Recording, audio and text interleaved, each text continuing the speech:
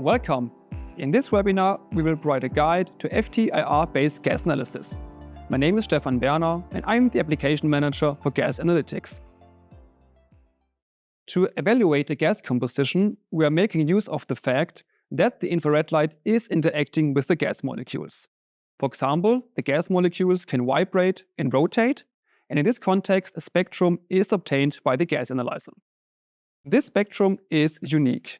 Each molecule has its own fingerprint. By using the so-called FTIR technology, a full spectrum is obtained at each time point.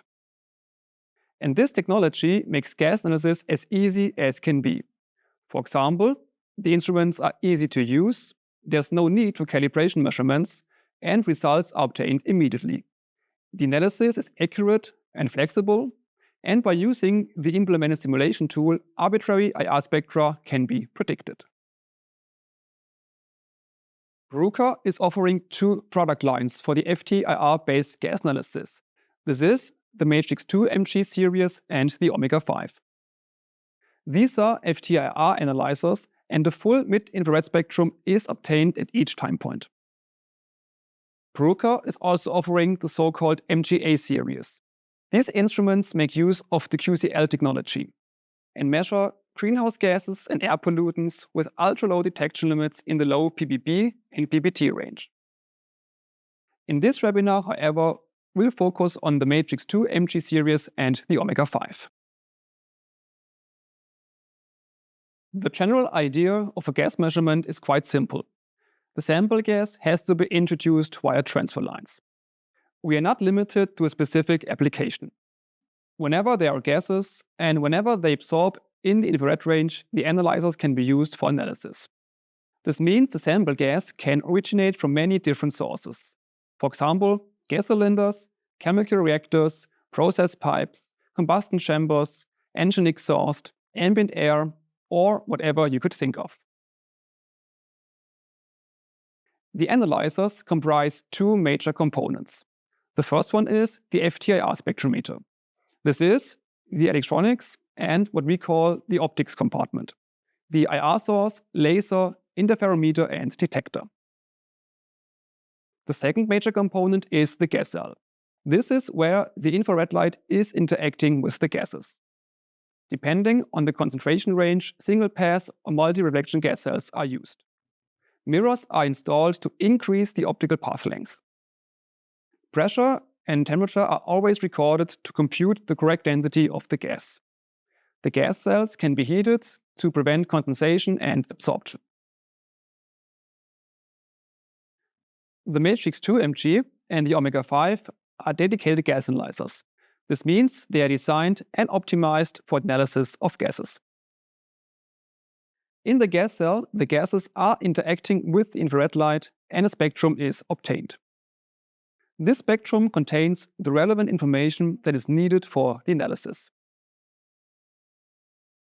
We are making use of the fact that the IR spectra are unique, and quantification is achieved through a fit of reference spectra stored in a database to the measurement. We are using the software OBUS-GA to control the spectrometer and for data evaluation. It is important to mention that the reference spectra are crucial for the analysis. They define the stability and accuracy and the quantification limits. Bruker can offer reference spectra of excellent quality. For example, we provide reference spectra with high resolution and high signal-to-noise ratio, and we apply sophisticated post-processing. Furthermore, we have several approaches to acquire reference spectra, for example, by means of barometric or volumetric dosing, and the reference spectra are recorded on a high-resolution research-grade FTIR spectrometer. The analyzers can be used for many different applications, for example, for emission monitoring and process control, for the investigation of engine emissions and battery gases, and for the development of alternative fuels. They are used to track chemical reactions and for fire testing experiments. In the last example, they are used for standard gas measurements and purity tests. The Omega 5 uses a gas cell with an optical path length of 5 meters. While the Matrix 2 MG can be equipped with different gas cells with different optical path lengths. For example, the matrix 2 MgO1 makes use of a single-pass gas cell with an optical path length of 10 centimeters to mainly detect concentrations in the percent level. The optical path length of the Mg2 and Mg5 is 2 or 5 meter to mainly detect concentrations in the ppm level. The Mg26 makes use of a gas cell with an optical path length of 26 meters to mainly detect ppb concentrations. It is important to mention that the gas sample has to be diluted when the absorbances are getting too strong. When too much light is absorbed, no light is reaching the detector anymore and the transmittance is 0. In such a case, the gas sample has to be diluted. The matrix 2 Mg can be configured to your needs. Several detector types can be installed that differ in sensitivity, spectral range, the scan rate, and, for example, the need for liquid nitrogen.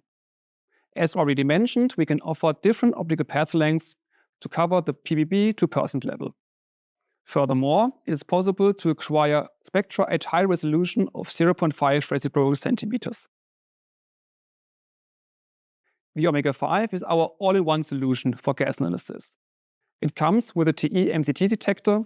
There's no need for external purge gas when using the so-called tri-path option, which allows mobile applications. As you can see, we can offer a solution for each scenario. If, for example, you would like to track the conversion of CO to CO2, and when no purge gas is available, the omega-5 is the best solution.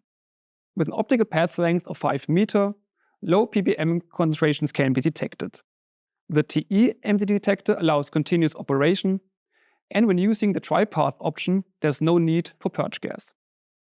If, in another example, you would like to track freons, then the MgO1 is the best solution. Typically, freons show very strong absorbances, and then it is needed to reduce the optical path length to avoid total absorption. Furthermore, freons absorb at many different frequencies. This means the DGDS detector is of great help here, as this detector provides the broadest spectral range. Gas mixtures involving freons are typically quite complex. This means the high resolution of 0.5 reciprocal centimeter is beneficial here.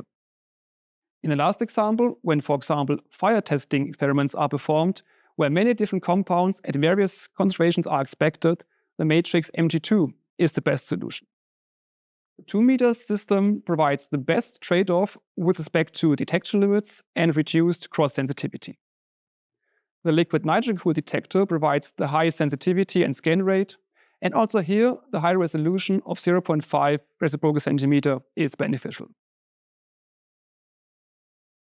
Expert knowledge is not required when working with our analyzers.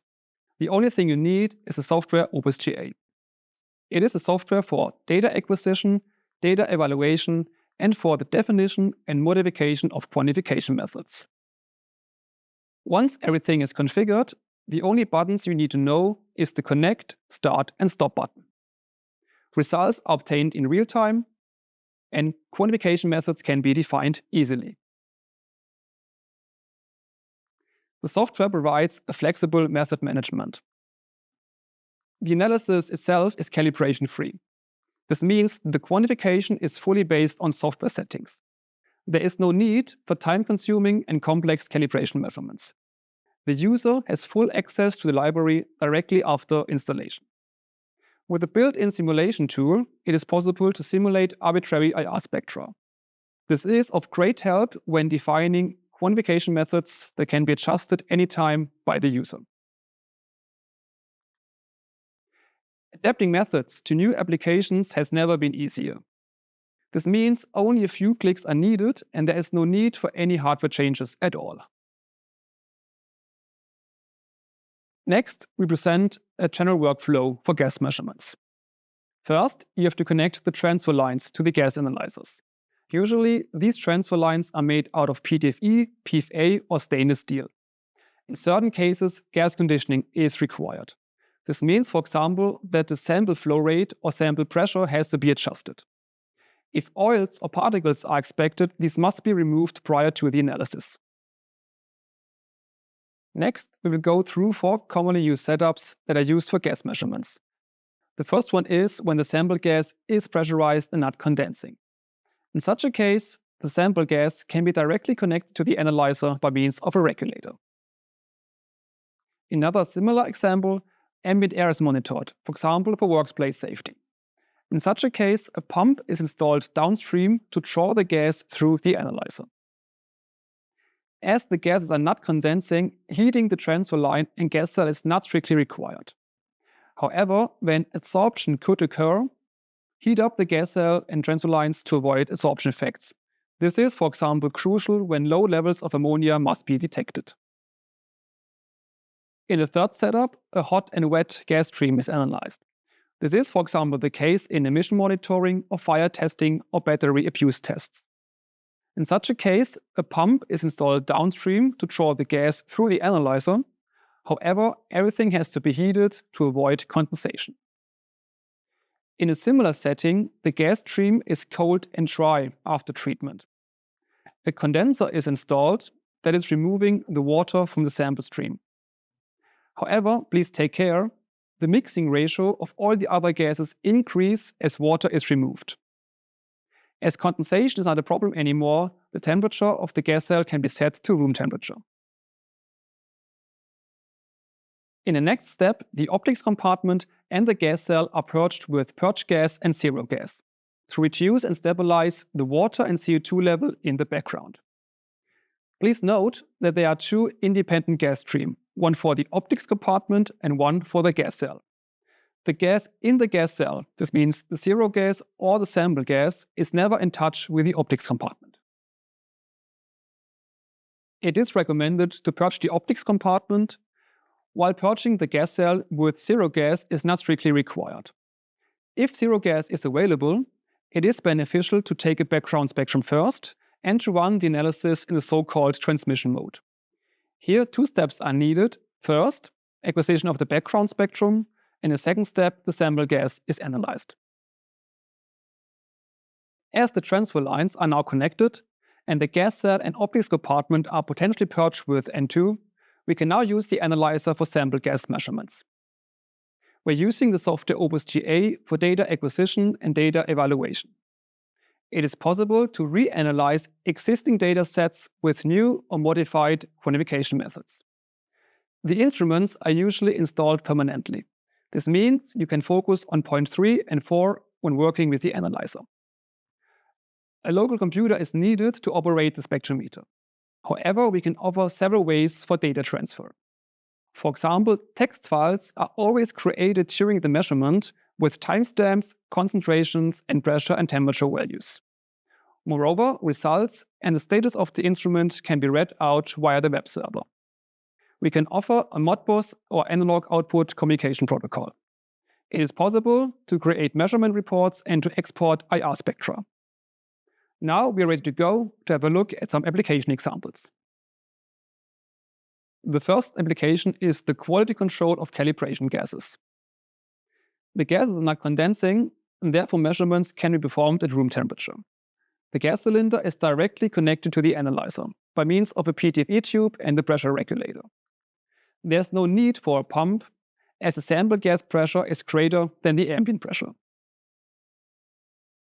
According to the expectation of the gas composition, that is 1% CO2, 1000 ppm CH4, 100 ppm CO, and 10 ppm N2O, the quantification methods are defined. We're using the simulation tool to define the methods. This is the simulated spectrum of the gas composition. In dark blue, we see 1000 ppm CH4. In red, we see 1% CO2. In light blue, we see 100 ppm of CO. And masked by CO and CO2, we see 10 ppm of N2O. This is the simulated spectrum of the gas mixture. We can now identify the spectral ranges and interference that are needed for the quantification. A quantification method comprises spectral range and interference. The measurements were performed in the so-called transmission mode. This means the background spectrum was acquired first. The gas cylinder was then opened, and the sample gas was flowing through the analyzer. Each data point in the time series corresponds to an average of 20 scans. This translates to a time resolution of about 15 seconds. As everything was configured in advance, highly accurate results are obtained in real time by simply clicking on the Start button. Please note that no calibration measurements at all were involved. The analysis was solely based on the Bruker database. Here we see the recorded IR spectra.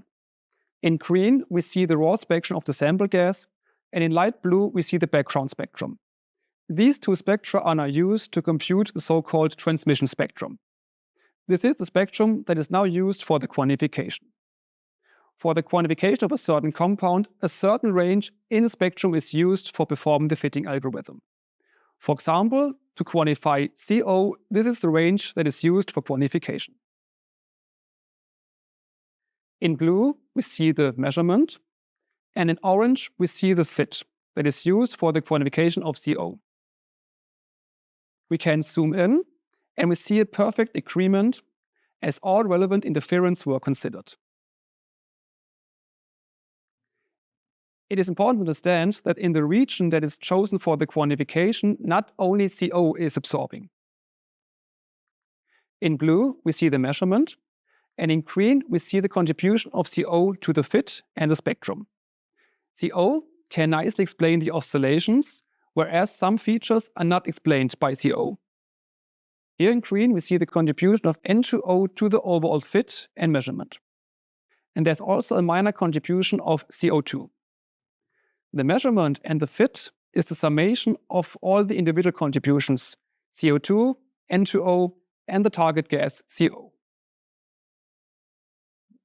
Now we'd like to analyze a second gas cylinder with the same setup. Gas sampling and purging was identical to the first gas cylinder measurements.